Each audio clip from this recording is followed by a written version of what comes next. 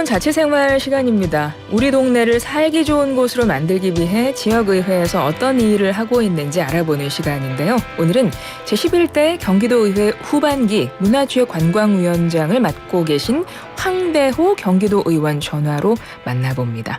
의원님 안녕하세요. 예, 안녕하세요. 네, 저희 슬기로운 라디오 생활 청취자분들과 도민분들께 인사 한 말씀 먼저 해주시겠어요? 예, 안녕하세요. 저는 후반기 경기도의 문화체육관광위원장으로 당선되었고요. 최연소 재선 경기도의원으로 활동하고 있는 문화체육관광위원장 황대호입니다. 오늘 청취자 여러분 반갑습니다. 네, 반갑습니다. 의원님. 문화체육관광위원회 위원장으로 한 달 된 것 같아요. 선출되신 거 먼저 축하드립니다. 예, 감사합니다. 예, 그리고 제가 말씀드리려고 그랬는데 11대 경기도의회 최연소 재선 의원님이시라고 제가 말씀드리려고 했는데 먼저 말씀을 해주셨어요. 네. 와, 최연소의 재선이신데다가 이번에는 상임위원장 자리까지 맡으셨어요. 네. 비결이 어디에 있나요?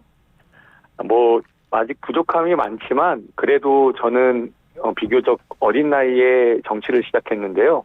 진영 논리나 당리당략 이런 거 관계없이 굉장히 도민을 위해서 협치를 통해서 뭔가 결과를 내고 성과를 내자가 제 의정활동 기조였는데 경기도의회가 78대 78 원래 여야 동수로 시작했습니다. 네. 그래서 오히려 국민의힘 의원님들도 응원을 많이 보내주시고 그렇게 어떤 성과를 보여주시고 진심으로 했던 것에 많이 응원을 해주셔서 제가 또 이렇게 상임위원장 당선까지 되는 영광이 있는 것 같습니다.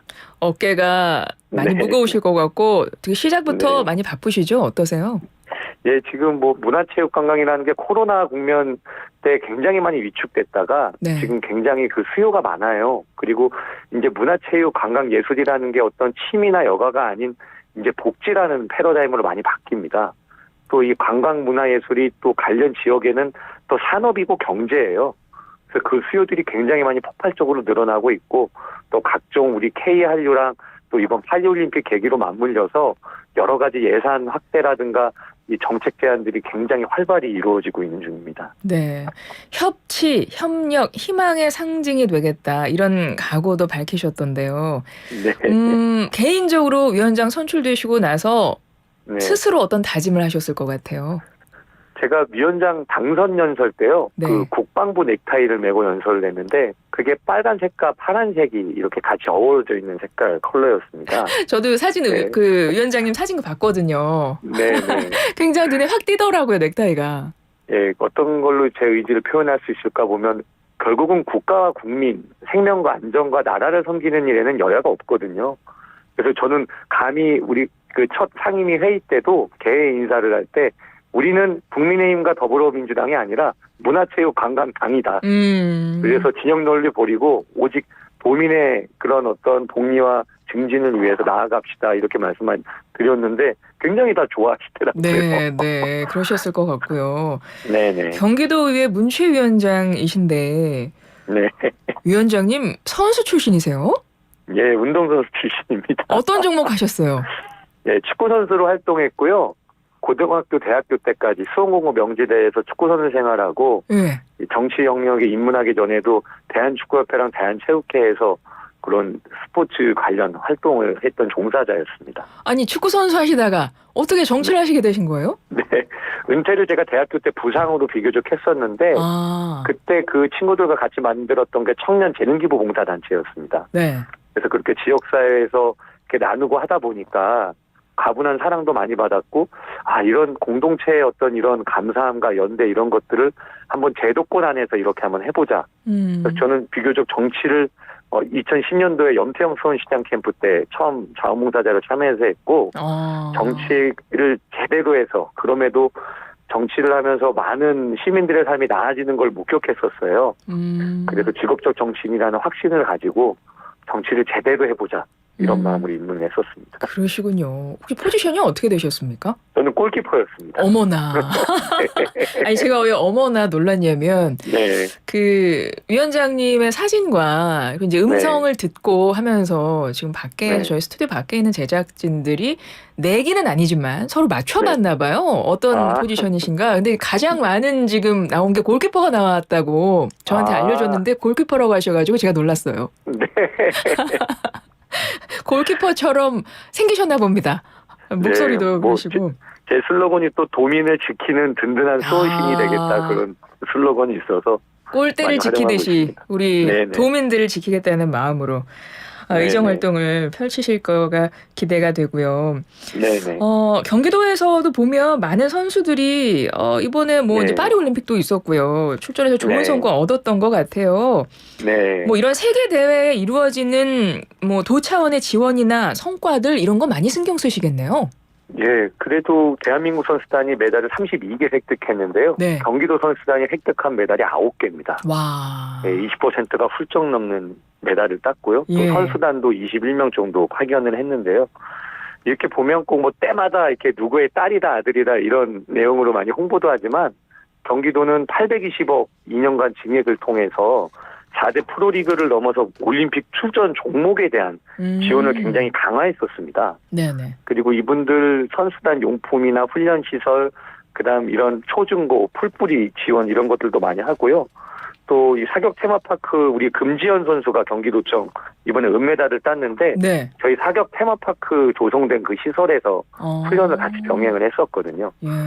그래서 이렇게 장기간 플랜을 두고 3년 전부터 이렇게 투자했던 것들이 아마 이번 올림픽에 좀 결실을 맺지 않나. 그래서 뭐 사격을 포함한 유도, 근대 5종, 태권도 이렇게 다양하게 많이 성과를 낸 것 같습니다. 예, 김동연 지사께도 직접 지원 요청한다고 말씀을 드리셨던데 집행부에 이런 지원 해줬으면 좋겠다 좀 원하시는 거 있으세요? 네, 어저께 마침 선수단 환영 오찬을 했었습니다. 네. 그래서 선수들이 직접 이야기도 했고요. 그래서 이 연장선상으로 경기도 문화체육관광위원회 차원에서도 김동연 지사께 그 선수촌 건립을 건의했었습니다. 그래서 이미 타당성 용역이 진행 중이고요. 이게 지자체에서 최초로 운영하는 선수촌일 겁니다. 그 다음에 이제 이런 체육인 기회소득을 포함한 여러 가지 이제 시군체육회 종목단체에 좀 지원을 해서 이게 막 붐이 일부서 열기가 금방 식어버리잖아요. 네네. 근데 대부분 올림픽 춘천 종목들이 초중고 인프라나 이런 훈련 환경들이 되게 열악하거든요.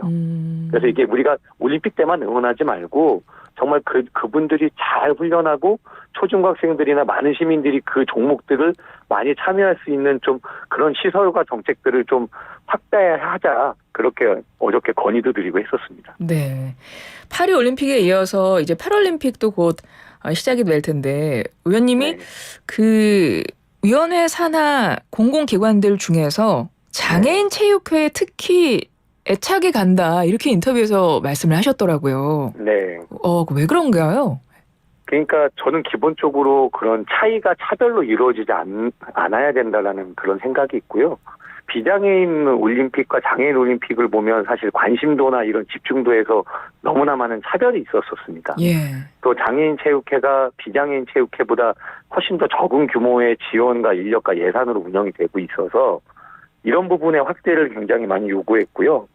그다음 장애인분들한테 사실 체육은 어떤 취미나 여가가 아니라 재활이고 삶입니다. 그분들이 어떤 체육 활동을 통해서 어떤 삶의 희망을 얻으시거든요. 그래서 이런 것들을 조금 더 예산만 늘리는 게 아니라 사업도 장애인분들이 필요한 사업으로 체질 개선을 좀 하고 또 지금은 장애인 체육회와 경기도 체육회가 같이 있는데 장애인 체육회가 사실 체육회 간에 새들어 살고 있는 상황입니다. 그게 굉장히 30년 이상 된 건물이라 이용도 불편하시고요. 그래서 장애인 체육회 위상에 맞게 체육회관도 좀 따로 분리해서 짓고 조금 이런 것들을 선언적으로 좀 의미 있는 일들을 많이 해보자 그렇게 강력하게 요구하고 있는 사안입니다. 네. 저희가 어제 이 시간에 전해드린 소식 중에 경기도에서 올해부터 체육인들 대상으로 기회소득 제공된다는 내용을 전해드렸었거든요. 네, 맞습니다. 예, 문화체육관광위원장으로서 이건 어떻게 바라보고 계세요? 제가 전반기 부위원장일 때도 굉장히 주도적으로 추진했던 사업이고요. 네. 전국 최초로 도내에 거주하는 현역 선수나 아니면 선수 출신 지도자들, 우리 전문체육과 생활체육을 포함한 그래서 19세 이상의 한 8,000명 정도의 대상자가 지금 첫 이제 지원을 받게 됩니다. 네. 한 120억 정도로 시군 5대5 매칭 사업으로 진행이 되고요. 연 150만 원을 2회 분할 지급하는데 소득은 이제 개인 인정액이 중위소득 120% 이하인 자 이렇게 해서 9월 달에 이제 첫 지급이 되는데 네. 이게 단순히 그냥 현물성 지급이 아니라요.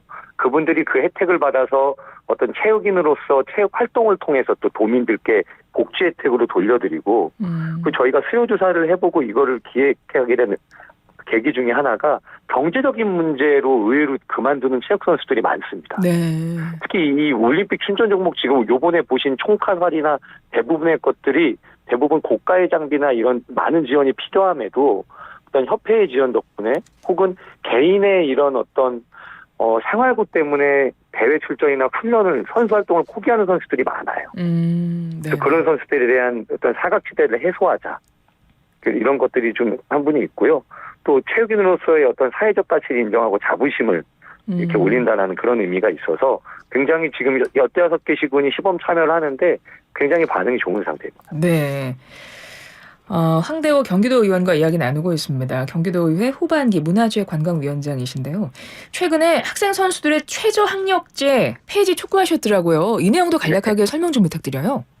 이게 참 말도 안 되는 악법인 게 이 초중고학생 선수들에게 이 성적을 기준을 잣대서요. 이 초등학교 50%, 중학교 40%, 고등학교 30%의 학년별 평균이 떨어지면 대회 출전을 6개월 동안 금지하는 법률입니다. 네네. 그리고 그 학력이라는 기준을 국어, 수학, 영어, 사회, 과학이라고 규정지어서 국가가 그렇게 규정지어서 거기에 미달되면 대회 출전을 박탈하는 거거든요. 근데 지금 보면 학생 선수들이 대부분 교육부 자료에 따르면 2만 한 5천 명 정도예요. 네. 근데 이게 저도 학생 선수이지만 이게 최저 학력에 미도달되는 학생 선수들이 이제 거의 없습니다. 예. 이제 다 학업과 병행을 하고요. 이 중고등학교 학생들도 꿈이 국가대표나 프로선 종사하겠다라는 학생들이 더 압도적으로 많아요. 그렇기 때문에 이게 구시대적으로 이게 운동선수만 하면 이게 학업을 포기하고 거기에 매진하게 된다. 이런 이제 시대는 지나갔다. 기본적으로 선입견이 깔려있는 좀 제도였다고 봐야 되겠네요.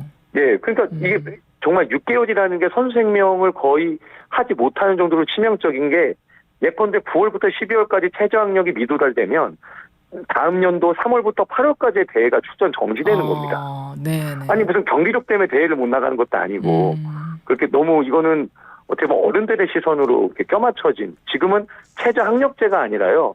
건강하고 행복한 학생들을 위한 최저 건강제도가 오히려 필요한 시점인데 시대에 역행하는 거 아닌가 그렇게 생각하고 있습니다. 네. 그래서 학생 선수 최저 학력제 이거 좀 개선돼야 된다 이런 말씀이시고요.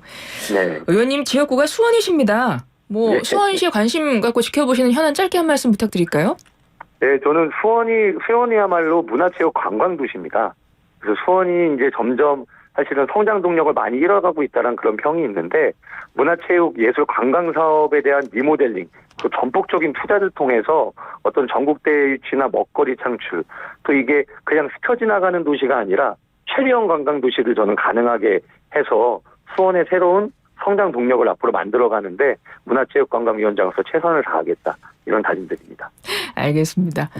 슬기로운 자치생활 이제 경기도 의회에서 오늘부터 새롭게 마련된 코너가 하나 있어요. 의원님 미리 들으셨을 텐데 내 인생을 대변해주는 노래 한 곡을 저희가 의원님들께 추천을 받으려고 합니다. 오늘 그 첫 번째 주자로 의원님이신 건데요. 의원님께서 내 인생을 대변해주는 노래로 꼽아주신 곡이 뭐냐면 이명웅의 이젠 나만 믿어요입니다. 선곡의 이유를 할 말씀 들어보죠. 짧게 제가 SNS로 이걸 공모했거든요. 뭐를요? 그랬더니 이 노래 저를 대표해주는 노래 여기 YTN에 나가는데 그랬더니 댓글에 보니까 범 내려온다. 호랑나비도 있었고요. 의원님이 범이십니까? 네, 제가 황대호 실제로 호랑이에 태어나서 큰 대자 범호자를 씁니다. 그러네요. 이름에도 호랑이가 있으시고 실제 호랑이 해에 태어나셨군요. 네. 범이 내려온다도 괜찮은데요? 네, 근데 또 제가 사실 받았던 건 그런 의미보다는 이 임영웅의 이젠 나만 믿어요는 우리 어머님이 제일 좋아하시는 노래입니다. 네. 그래서 제일 자주 듣다 보니 그 가사 내용이 참 든든하게 자기 손을 잡고 자기 옆에 있어주고 이제 자기 자신을 믿고 이제 걱정하지 말라는 그 애절한 가사인데 저도 그렇고 우리 정치도 그렇고 그런 도민한테 그런 역할을 좀 해야 되지 않나 이 노래 가사처럼. 그래서 늘 들을 때마다 나도 이런 사람이 가사에 나오는 이런 사람이 됐으면 좋겠다 이런 생각을 늘 갖고 있었는데 가장 먼저 떠올랐던 노래입니다. 아, 그렇군요.